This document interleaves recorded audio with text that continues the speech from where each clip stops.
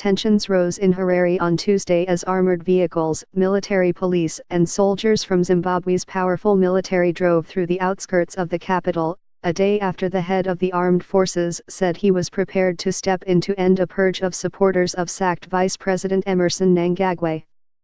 Witnesses in the city reported several lorries full of military personnel and at least 6 armored vehicles on roads approaching the city in the late afternoon, though residents said there was no sign of troops in the center of Harare, the airport, government broadcasters, or the residence of President Robert Mugabe. A second column of around a dozen vehicles was reported moving down the same road several hours later. The deployments of military vehicles and soldiers led many to believe a coup was underway against Mugabe, the only leader Zimbabwe has known in 37 years of independence.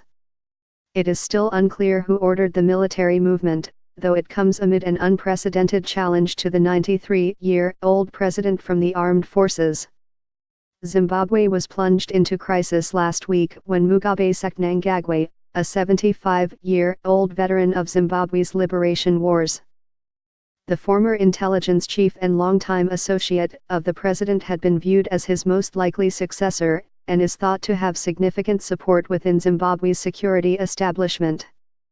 Mnangagwa's downfall opens the way for his arch-rival, Mugabe's 52-year-old wife Grace, to take power when the ailing president dies, resigns, or is ousted. General Constantine Chiwenga, the head of Zimbabwe's military, warned on Monday that troops would intervene if long-term political allies continued to suffer. We must remind those behind the current treacherous shenanigans that, when it comes to matters of protecting our revolution, the military will not hesitate to step in. The current purging, which is clearly targeting members of the party with a liberation background, must stop forthwith, Chiwenga said in a statement read to reporters at a news conference packed with senior officers. Neither the president nor his wife has responded to the general's remarks. The failure of Mugabe to issue a clear statement reassuring supporters suggests he is not in full control, said Piers Pigu, an expert on Zimbabwe with the International Crisis Group, who is based in neighboring South Africa.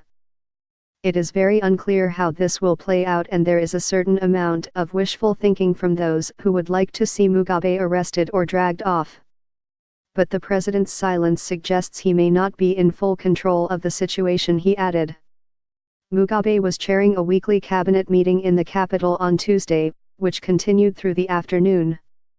Late on Tuesday night, a statement was issued by Simon Kamoyo, the National Secretary for Information and Publicity, accusing Chiwenga of treasonable conduct. Such conduct stands unreservedly condemned not only in the party, but also in the region and the entire African continent, where subversion of constitutional authority is regarded as absolute anathema, the statement read.